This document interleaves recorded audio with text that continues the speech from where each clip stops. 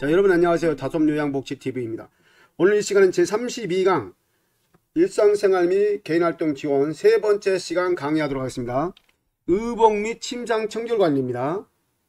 자, 의복관리. 속옷은 매일 갈아입는다. 당연히 매일 갈아입어야 되겠죠. 매일 갈아입어야지만이 몸을 청결하게 할 수 있어요. 얼룩이나 더러움이 심한 것은 즉시 세탁한다. 그렇죠. 얼룩이 있고 더러워진 옷을 갖다가 보관했다 놔두면 나중에 그것이 완전히 거기에 묻어버리는 거예요. 씻어질 수가 없습니다. 그래서 얼룩이나 더러움이 심한 것은 의복류는 즉시 세탁하는 게 좋아요.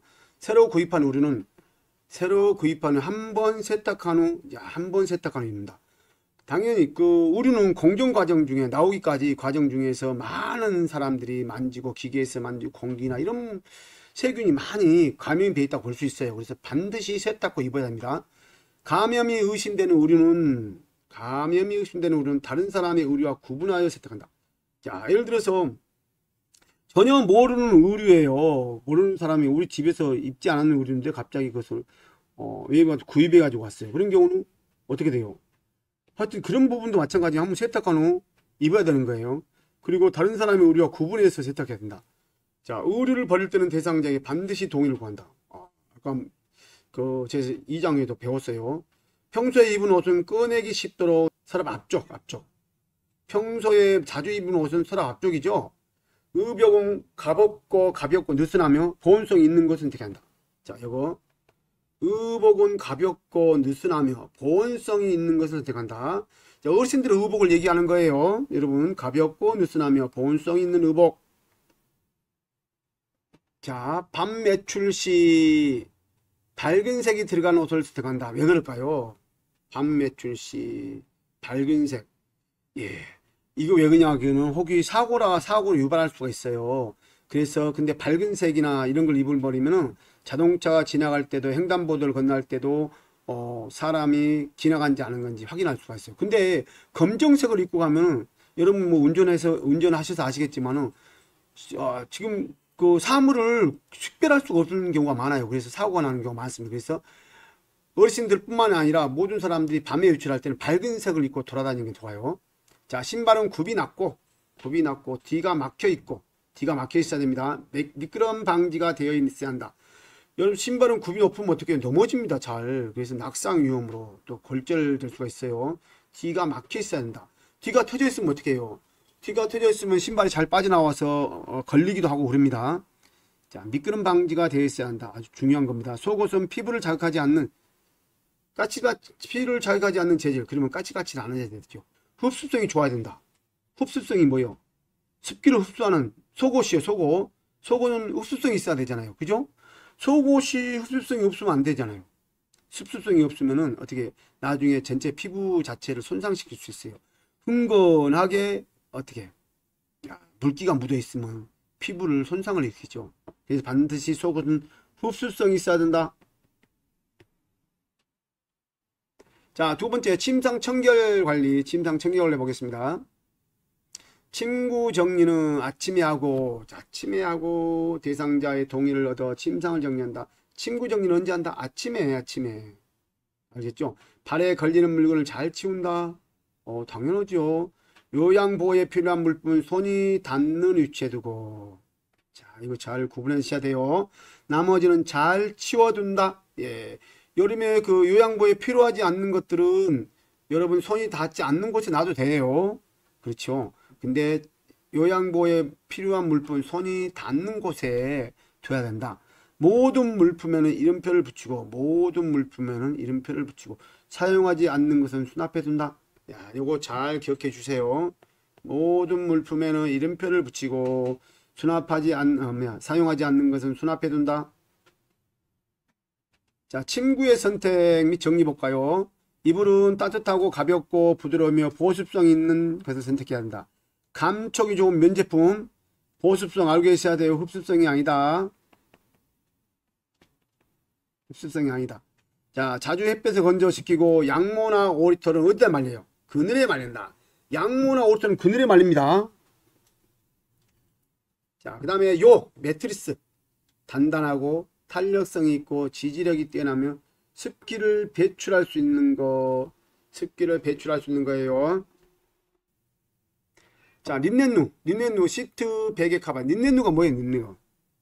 린넨누가 여러분 그 병원에 가면 환자들 입는 복, 그 다음에 그 매트리스 위에 깔려 있는 것들을 얘기해요. 시트는 주름지면 안 돼요. 한 장으로 매트리스 덮을 수 있는 크기. 그래서 재봉선이 있어야 한다, 없어야 한다. 이것은 재봉선이 없어야 한다는 뜻이에요. 자, 튼튼하고 흡수성이 좋아야 한다. 튼튼하고 흡수성이에요. 풀을 먹이거나 두껍고 재봉선이 있는 것은 욕창의 원인이다. 안 된다 그랬어요. 풀을 먹이는 거 안 좋아요. 재봉선이 있는 것도 안 좋습니다. 자, 베개 볼까요? 베개. 습기를 흡수하지 않고 열에 강하며 촉감이 좋은 재질. 자, 그러면 습기를 흡수하지 않는다는 말은 뭔 말이에요? 보습성이라는 뜻이죠. 보습성. 자, 메밀 껍질이나 식물의 종자로 만들어진 베개가 좋다. 안에 그런 것들이 있으면 좋다는 얘기죠. 척추와 머리가, 이거 중요합니다. 척추와 머리가 수평이 된 높이, 폭은 어깨에서 2-30cm 더하기. 그러니까 이렇게 누우면은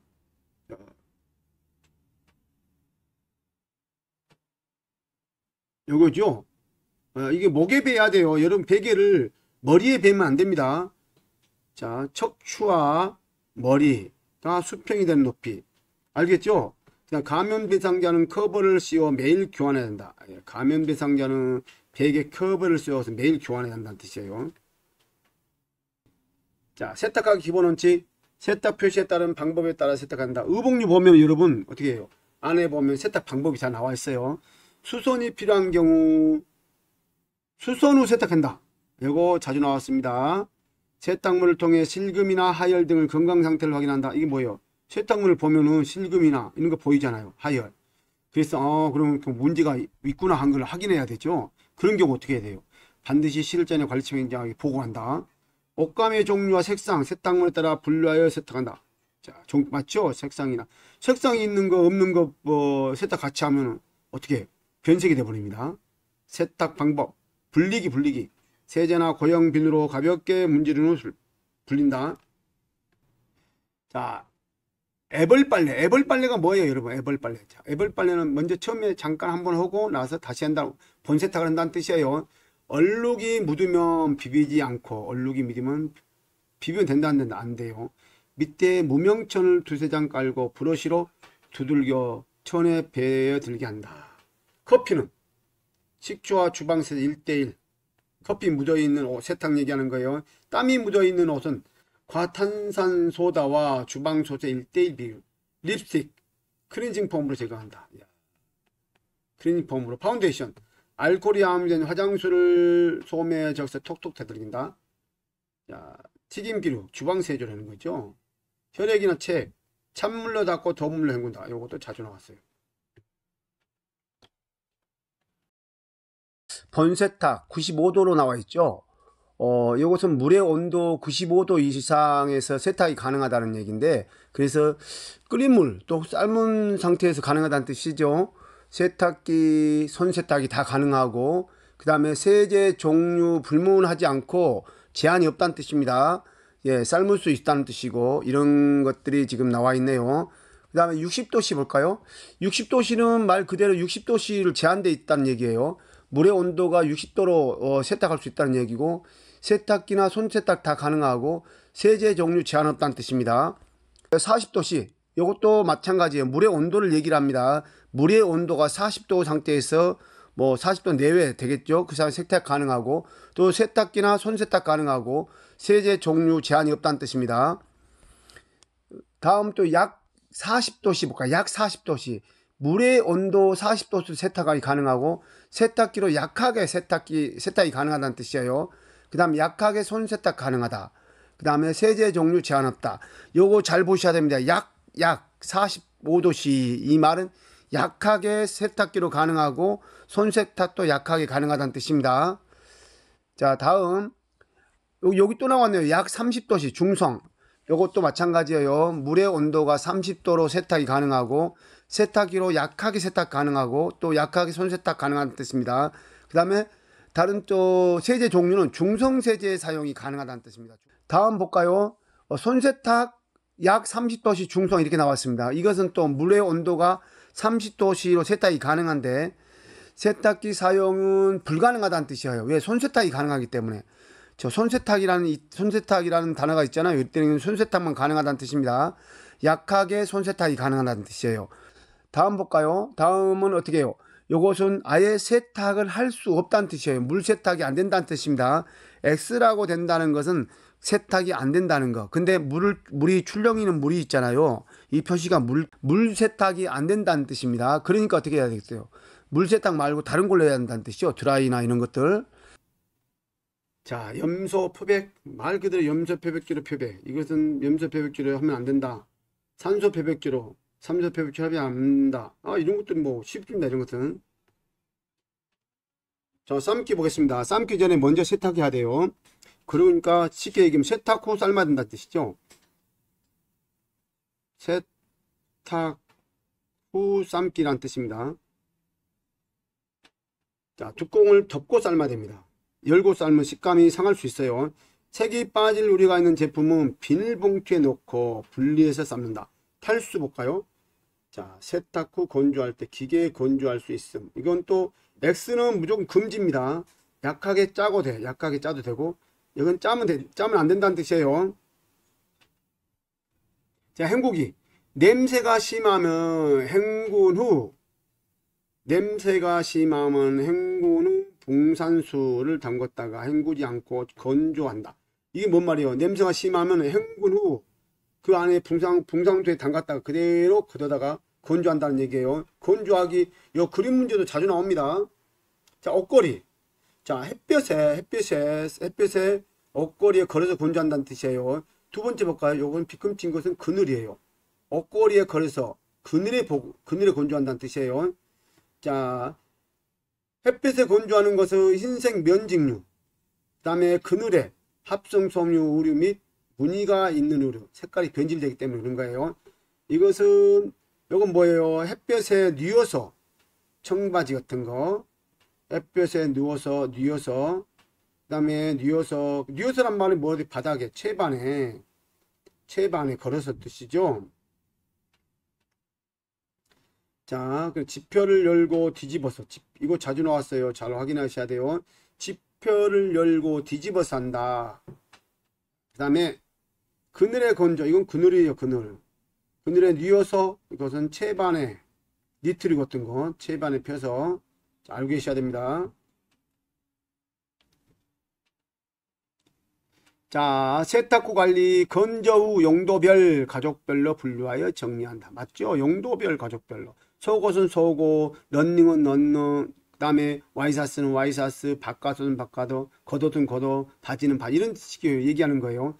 가족별로 뭐 할머니, 할아버지, 배우자, 자녀들, 이런 식으로. 사용 빈도가 적은 것은 수납한다. 사용을 자주 안 한 것은 아예 깊숙이 수납한다는 뜻이에요. 다름질하기.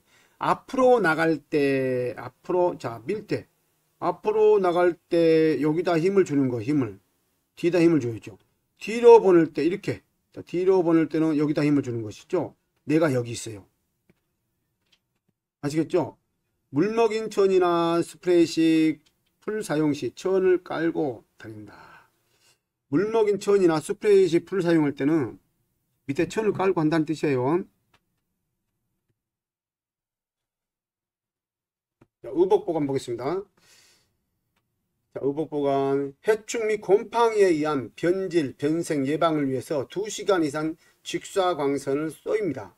야, 그러면은 뭐 해충이나 곰팡이 같은 것들이 다 죽어버릴 수 있죠. 자, 눅눅할 때 건조하고 맑게 갠 날, 건조하고 맑게, 습기가 없어야 되겠죠. 건조하고 맑게 갠 날 바람이 잘 통하는 그늘에 바람을 쏘인다. 그러니까 이럴 때는 어떻게 해요? 건조하고 맑게 갠 날 바람이 잘 통하는 그늘에서 말른다는 뜻이에요. 자, 방습제. 방습제는 위치가 어딜까요? 아래쪽에 있어야 됩니다. 방습제는. 왜? 방습제는 왜 그러죠? 방습제는요, 여러분, 방습제는 우리가 그 빨아들이는 거기 때문에 어떻게 해요? 습기는 어떻게 해요? 습기는 공기보다 무겁잖아요. 공기보다 무겁기 때문에 이 방습제를 위에다 하면은 습기가 밑으로 내려가기 때문에 효과가 없는 거예요. 그래서 방습제는 항상 의복류 맨 밑에 밑에 놓고 습기를 제거해야 됩니다. 방충제는 그럼 어떻게 해요? 방충제는 어떻게 되면 방충제는 가스 같은 걸 제거하는 거예요. 만약 해충 같은 걸, 이런 것들은 공기보다 가벼워야 무거워요. 자, 어떻게 해요? 방충제는 가스는 공기보다 무겁기 때문에 어떻게 돼요? 위에다 해야지만 내려가는 거잖아요. 그죠? 위에다 설치를 해야지만 그 가스들이 싹 밑으로 내려갑니다. 그러면서 다른 것들 해충을 죽여버리는 것이죠. 그렇죠? 그래서 반드시 방습제는 밑에, 방충제는 위에 놓는다.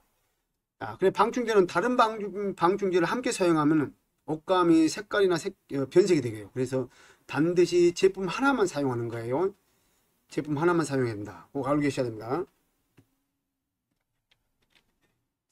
자, 여러분 어떻습니까? 오늘 다솜 요양복지TV에서 드리는 이론 강의입니다. 이론 강의 제32강 일상생활 및 개인활동 지원 세 번째 시간이었습니다. 다음에는 제33강 일상생활 및 개인활동 지원에서 외출 동행 및 일상 업무 대행을 강의하도록 하겠습니다. 여러분 우리 다솜 요양복지TV에서 드리는 강의 내용이 좋았다 생각하시면 구독, 좋아요, 알람 설정까지 꼭 부탁드리겠습니다. 여러분의 구독, 좋아요는 이 원장의 강의 제작하는 데 가장 큰 힘이 됩니다. 그래서 여러분 꼭 구독, 좋아요, 알람 설정 꼭 부탁드리겠습니다. 다음 제33강에 만나 뵙도록 하겠습니다. 감사합니다.